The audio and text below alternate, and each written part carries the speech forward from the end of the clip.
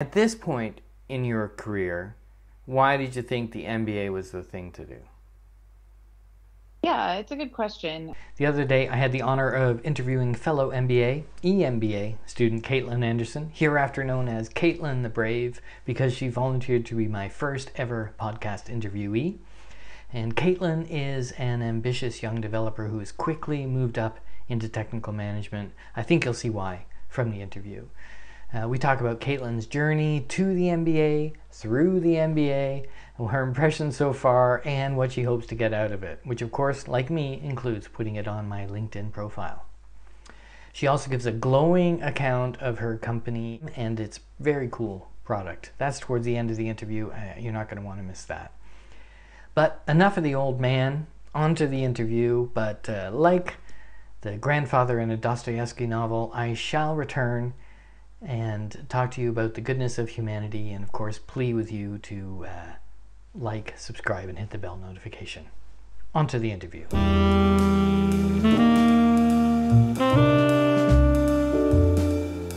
In your own words, Sure. at this point in your career, why did you think the MBA was the thing to do? Yeah, it's a good question. I mean, where I'm at, I'm a manager and have been for almost 3 years with really, I think a lot of people enter management this way. There's not like a ton of formal training. You just sort of learn from your managers that you've had and take the punches as they go and, figure out the hard parts of the job as you come across them. But I think the trajectory that I'd like to be on, I probably am, mid-level manager now. I would love to move up into director roles, VP roles, C-level roles eventually in my career.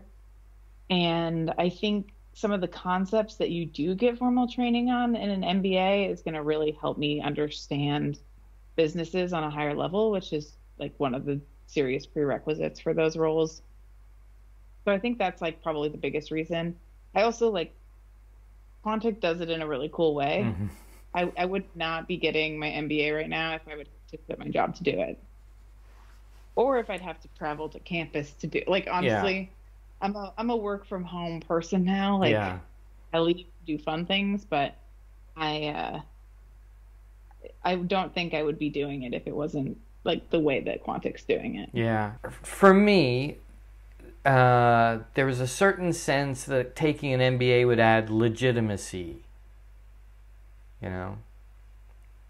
Yeah. Well, I think the thing that I'm most looking forward to is being able to put it on my resume, being able to talk about it in interviews and in my, future career path moves.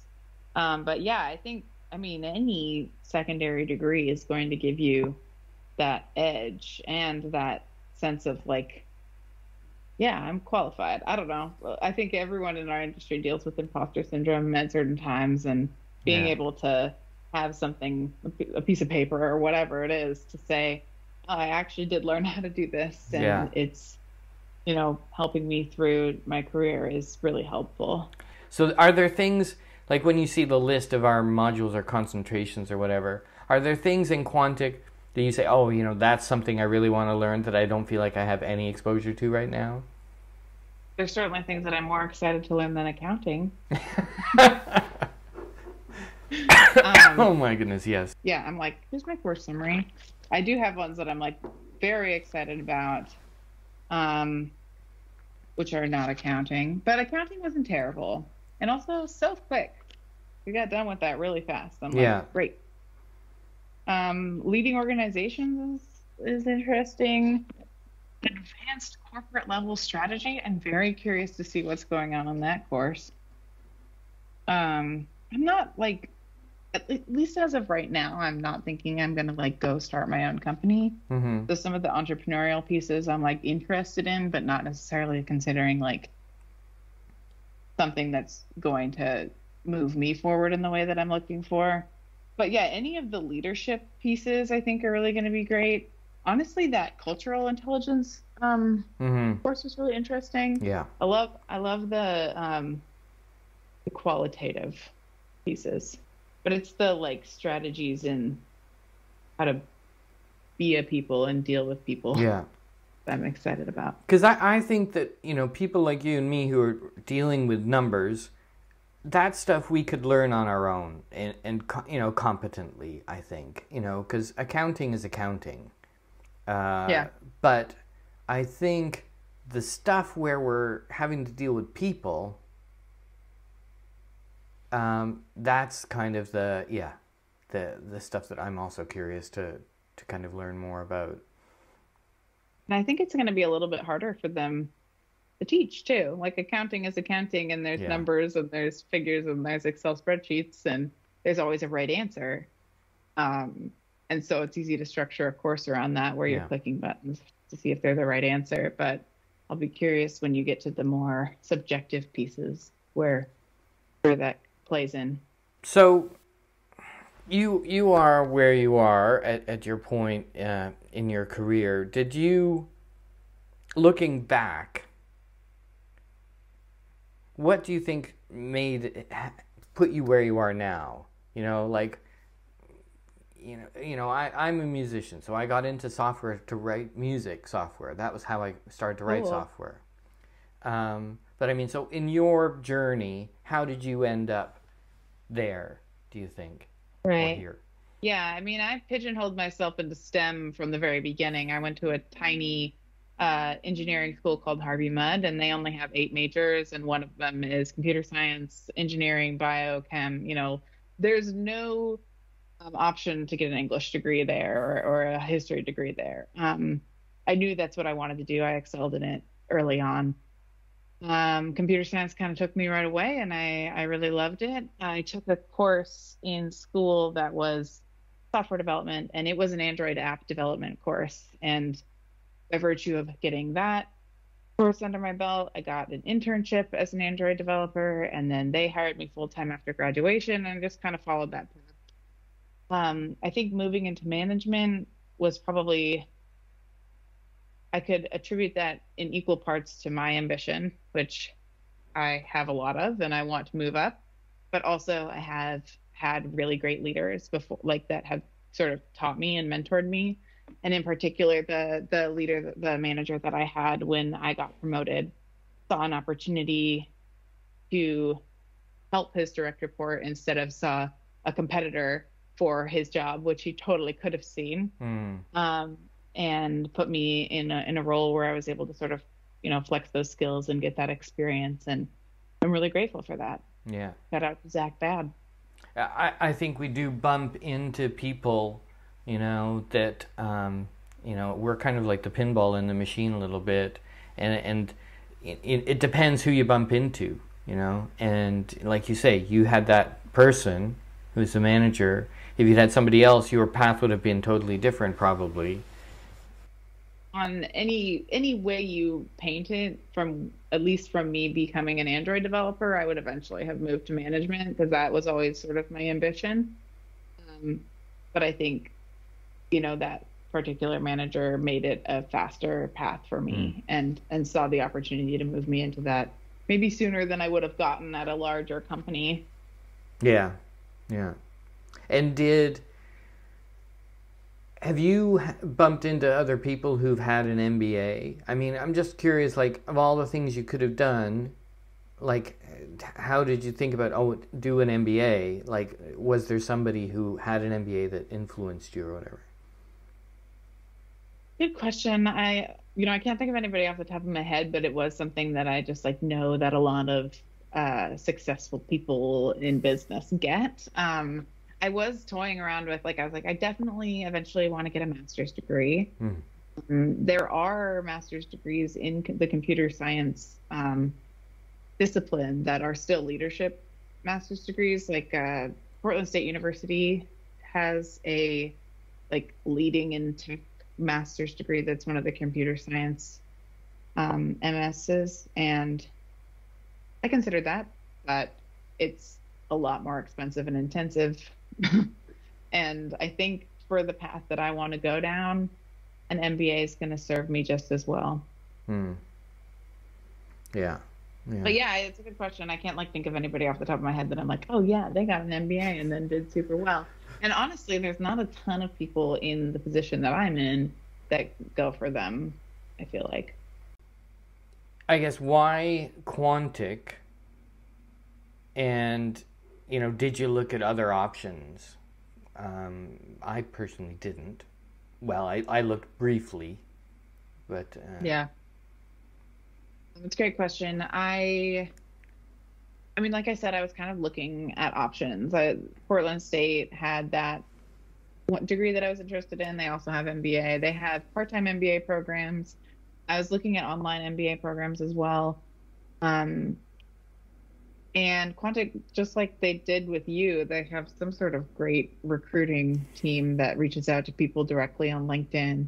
And I was excited about it. And I did a bunch of research on them and made sure that the accreditation was as legit as I needed to be. And it's honestly like a really great deal. It's much cheaper than a lot of other programs. I can still work full time and get my work done.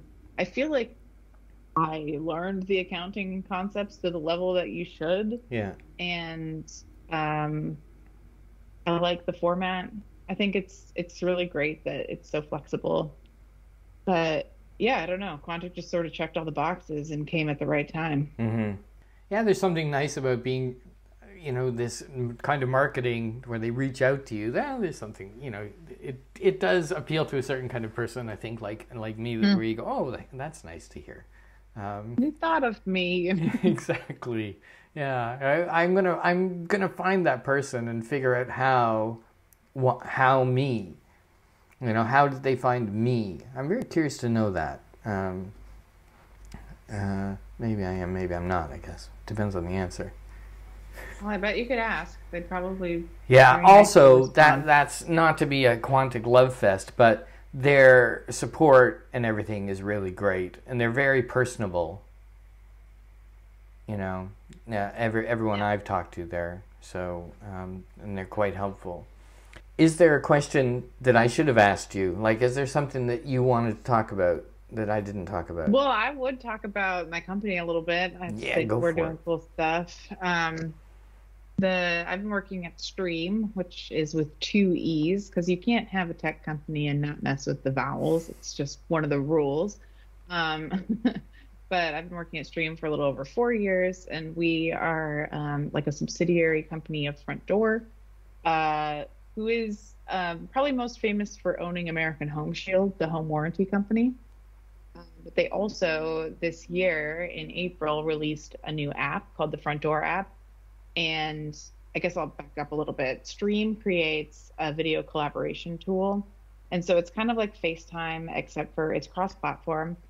And it allows one person who is usually the expert, we call them, to see the customer's space and be able to circle things in the space, point to things in the space, take a screenshot of like a model number or a barcode or whatever, and be able to extract the model and serial number. And the idea is that if your refrigerator's broken or your dishwasher's not working or leaking or whatever, they can either help you fix it on the fly or know what part to bring the first time, because so many contractors spend money truck rolling out to places to look at it the first time and then going to go get the part and then coming back.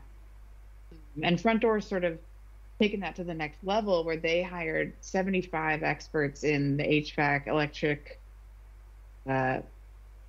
clients. Oh gosh, I'm going to forget one, of course. Like handyman and one other, plumbing category. And then you can call in and they'll try and help you fix it. And if they can't, they can connect you with contractors in the area, or they can tell you what to buy and how to fix it yourself.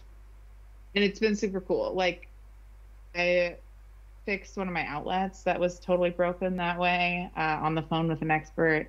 My mom's ice maker was making like chunks of ice instead of individual cubes, and I hopped on a call with an expert and he fixed it in like 10 minutes. It's just like really, really smart and cool tool that I just don't think enough people know about. Well, when I saw the website, I thought that is such a cool idea, and on many levels, but from a business point of view, what I love about it is that it's such a simple idea. Like you can explain that like you did in 2 minutes and everybody gets it. Exactly.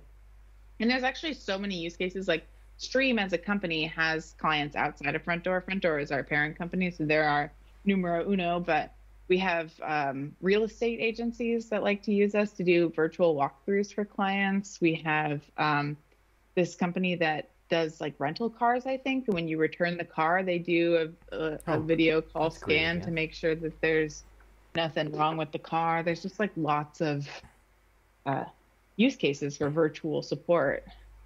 Well, like Traeger Grills I used to think, use Stream.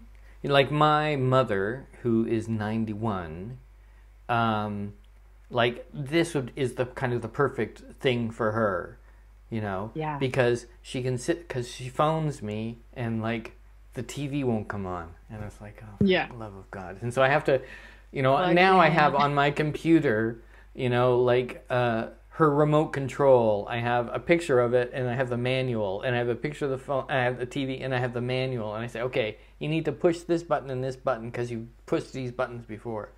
But that kind of thing, okay, for the TV remote, that's kind of easy. But I think for older people living alone, as many older people now do, that would be an amazing tool like that, where you could just say, okay, yeah, you need to go, and because she can do this with the iPad, which is pretty much with your Yeah, tool all she needs to do, right? exactly. And even, yeah, anyone could use this for any task in the home. Like a lot of times the problem is small. Hmm. Like a lot of people call in because their ice maker's not making ice, and it's because the little tab isn't down, and the expert can help you fix that in 30 seconds. Hmm. And I think it's really cool. It's a great use case. So we And live it's in, only $25 a year $25 a year? for unlimited calls with an expert. Yeah. God, that's a bargain. I know. One Um, guy called in because he wanted to assess whether a quote that he got was like a scam or not. He called one of the electrical experts and said, "Hey, I just got this quote for rewiring this thing. Do you think that's a fair price?" And even that is like a really invaluable yes. answer that he gets, and he knows whether or not to, trust his home with this, contractor or not. It's really great. Wow. And so we live in this world of AI, everybody AI this, AI that. Have you seen it directly? This is completely off topic now. But have you seen it directly in your company? Have you looked at it and things like that? I think there's definitely ideas on how to implement it in what we're doing. The closest that we're getting is the object recognition data that we're pulling um, from the like the screenshots that we get. We can pull information out of that. One of our we have this thing called 10% time, which is like a half week for everybody at the Mm-hmm. company to take a break from their project work and work on whatever they want. And one of our employees, one of my reports actually, is working on creating a large language model of um, all of our documentation and Mm-hmm. tools so that we will have a place to just ask like, hey, I'm getting this error. Does anyone know the workaround? And it should be able to like scan through all of our Slack history and our Notion documentation and our like readmes to see if there's a solution somewhere. And I Mm. think that's like a super cool application. I see cool applications of it every day. Mm. We just haven't really figured out how to work it into what we've got. And actually, Right. we're working with a really tiny team right now, so we don't have like a ton of bandwidth to do that sort of stuff. But I think that there's definitely ways that could help. Because you guys are sitting on top of something that's totally valuable, which is data, right? First thing I think We is you could transcribe. I mean, you have all the recordings of we your have calls. transcription. Yeah, So we have transcribe all your transcription. calls, put them into an AI, and somebody else will have asked this question, and Right, exactly. great. Well, I think that's it. Thank you. Right. You know, Yeah, thanks. This is fun. yeah, it's great, and it's great to connect. The whole reason I started this is because I wanted to connect with other people who are doing an MBA. And for me, the number one thing I want to get out of the Quantic experience is to meet other people. And so it's like it's a kind of a very expensive networking event. So it's amazing. Like if the people who are in this cohort or whatever, You know, Yeah. Everyone's from all over. Lots of people are super engaged. But then also there's a lot of people that probably haven't ever posted in the channels, they're just kind of silently learning, which is fine. yeah, yeah. All right, thank you so much. Yeah, great chatting with you. I'm gonna let you know. I'll let you know when I've done edited this, and then I'll put it up, as a private link first, and you can watch it and just say if there's something you don't want me to have in there or whatever, or just let me know. Okay, sounds good. Great, thanks a lot. Yeah, We'll talk soon. talk to you later. Bye. Bye. So that's my interview with Kaitlyn Anderson of Streem, and I really enjoyed doing this. My first podcast interview. Nice to talk with somebody who's on a different path, not radically different than me, but a different path than I am. And she's an impressive woman, and young woman. I was going to say, I did just say it. Anyway, and I hope that I'll be doing more of these podcast interviews. Maybe I'll be interviewing you, whoever you are. If you're in the Quantic EMBA or you've finished and you want to come on here, talk about your experiences, promote yourself, promote your product, promote your hobbies, promote your dog. I don't know. Come on and we'll have a good old chat, and we'll edit it down and get the 3 seconds of usable video or whatever it is that'll happen. Anyway, like I said I would, please like, subscribe, bell notification, and we'll see you very soon. I've got other videos coming up, more Quantic stuff, of course. I'm going to be doing some book reviews. What else am I going to do? Maybe do some programming videos. I don't know. See you soon. Bye for now.